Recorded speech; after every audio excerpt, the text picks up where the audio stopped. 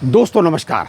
आरआरबीज़ के बारे में कुछ सूचना है जो आजकल एमेलगमेशन के बाद यानी कि प्रत्येक स्टेट में एक आरआरबी बनने के बाद जो स्थितियां हैं अधिकारियों और कर्मचारियों के साथ, वहां के स्टाफ के साथ, उन पर कुछ सूचनाएं जो हैं जो आपसे शेयर करना चाहता हूं। जी देखिए, गवर्नमेंट ने क्या किया कि 1 मई 2025 से भारत के प्रत्येक प्रांत में, प्रत्येक प्रोविंस में एक आरआरबी रहेगी। चलिए ठीक है, आपने बना दी, अच्छी बात है भाई, आपने कुछ बढ़िया सोचा होगा।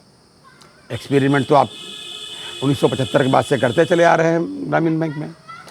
बहरहाल हो गई भाई, प्रत्येक प्रदेश में एक ग्रामीण बैंक, गुजरात में एक, उत्तर प्रदेश में एक, पंजाब में एक, हरियाणा, इस तरीके से। हुआ ये है कि अभी जो कंप्यूटर इंक्रीमेंट का मुकदमा जीते थे ग्रामीण बैंक वाले, अब जीते का जीतने की नौबत ही नहीं आई। वो तो कंटेम्प्ट पिटीशन में गए थे, आकर के हाथ जोड़ लिए। उन्होंने हाथ इसलिए जोड़ लिए क्योंकि उन्होंने गलती की थी, उनको पता था कि इसमें सजा होनी है। भाई मुकदमा तो अप्रैल 18 में ही ग्रामीण बैंक वाले जीत चुके थे सुप्रीम कोर्ट से। जस्टिस जोसेफ कुरियन साहब बिल्कुल भगवान सिद्ध हुए ग्रामीण बैंक वालों के लिए। उनको हमेशा प्रणाम करते हैं ग्रामीण बैंक वाले, अपना देवता भगवान मानते हैं। उनकी बदौलत ग्रामीण बैंक के जो रिटायरीज ठीक से रोटी खा रहे हैं सम्मानपूर्वक तरीके से। सल्यूट करता हूं जस्टिस जोसेफ कुरियन साहब को। खैर, उसके बावजूद इन्होंने जो है अप्रैल 18 से जो कुछ दिया सो दिया, नहीं दिया तो कंटेम्प्ट पिटीशन में गए। तो बहरहाल जब आदेश हुआ, तो मैं सीधे सीधे अपने टॉपिक पे आ रहा हूँ। तो जब ये आदेश हो गया कि नहीं साहब, अब इनको 1 नवंबर 1993 से पेंशन भी देनी है और कंप्यूटर इंक्रीमेंट भी देना है। खैर भाई, बैंकों ने सारा पेमेंट भी कर दिया, एरियर भी दे दिया और सारा सब हो गया। लेकिन कुछ ग्रामीण बैंक के अधिकारी ऐसी हैं, कुछ बैंकों की जहां से मुझे सूचनाएं प्राप्त हुई हैं, वो मैं शेयर कर रहा हूं आपसे। जैसे गुजरात ग्रामीण बैंक। गुजरात ग्रामीण बैंक में क्या हो रहा है, अभी तक जो मुझे सूचना है, 1 अप्रैल 2018 से पहले जो लोग सेवानिवृत्त हुए हैं, उनको आज तक, मैं अपनी बात स्पष्ट कर रहा हूं, रिपीट कर रहा हूं बार बार, कि जो लोग 1 अप्रैल 2018 से पहले रिटायर हुए हैं, उनको कंप्यूटर इंक्रीमेंट के प्रभाव से जो भी उनकी पेंशन में आंशिक ही सही लेकिन वृद्धि हुई, उस वृद्धि को नहीं दिया जा रहा है। नहीं, बाकी लोगों को दिया जा रहा है, लेकिन जो लोग ये 1 अप्रैल 18 से रिटायर है, उनके लिए मैं बात कर रहा हूँ। ये बात है गुजरात ग्रामीण बैंक की। मेरा विनम्र निवेदन है गुजरात ग्रामीण बैंक के समस्त अधिकारियों से, जो जीएम साहब से, चेयरमैन साहब से, विशेष करके चेयरमैन साहब से, सारे पावर्स उन्हीं के पास होते हैं, कि आप इसको देखें और इसको रिलीज़ कराएं शीघ्र से।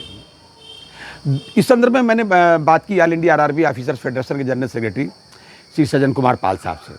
सज्जन कुमार पाल साहब ने सीधे सीधे बताया कि मुझे अभी भी ये सूचना मिली है और मैं इसका संज्ञान लेकर के उनके जो चेयरमैन साहब, उनके उच्चाधिकारियों से बात करके इसको शीघ्र दिलवाने का प्रयास कर रहा हूँ। दूसरी बात यह है भाई साहब, नहीं, बैंकों में हमेशा यही होता रहा है, हमेशा से भाई साहब यही होता है। जैसे आज का मैं बात बताऊं, लेटेस्ट बताऊं, कल ही एक सर्कुलर हुआ। स्टेट बैंक ने क्या किया है, स्टेट बैंक ने क्या किया, बहुत ही फैमिली पेंशन के मामले में उन्होंने जो किया हुआ बता रहा हूँ, जो अमेंडमेंट किए हैं। अमेंडमेंट कोई बहुत मेहरबानी नहीं की है, पहले जो गलती कर रहे थे वो क्या कर रहे थे, फैमिली पेंशन में से भी कम्यूटेशन की कटौती कर रहे थे। भाई नियम यह है कि जो 65 वर्ष की आयु तक, अगर 65 वर्ष की आयु से पहले ही किसी की डेथ हो जाए तो उसको जो है पूरी पेंशन मिलती है, उसके बाद में अपने हिसाब से मिलती है कि 1/3 या हाफ या जो भी उसका नियमानुसार है। लेकिन जब तक पूरी मिलती थी, ये जो है क्या करते थे, फैमिली पेंशन से भी कम्यूटेशन की राशि काटते रहते थे, रिकवरी करते रहते थे।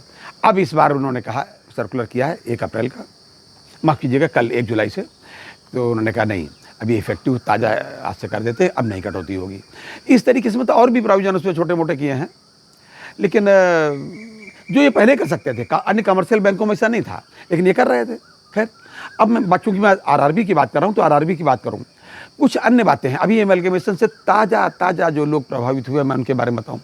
कुछ ग्रामीण बैंकों से ये सूचनाएं प्राप्त हुई हैं, कई प्रदेशों की सूचनाएं मिली हैं कि उनमें जो एमलगमेशन से पहले जिन लोगों का प्रमोशन हो गया था, ठीक, जिनका प्रमोशन हो गया था और इफेक्टिव डेट उनकी इत्तिफाकन 1 मई थी, तो पूर्ववर्ती बैंकों ने तो उनको प्रमोट कर दिया, लेकिन उनका वेतन इसलिए उसमें नहीं लग पाया था पहले क्योंकि उनकी इफेक्टिव डेट 1 मई थी और 1 मई से एमलगमेशन हो गया।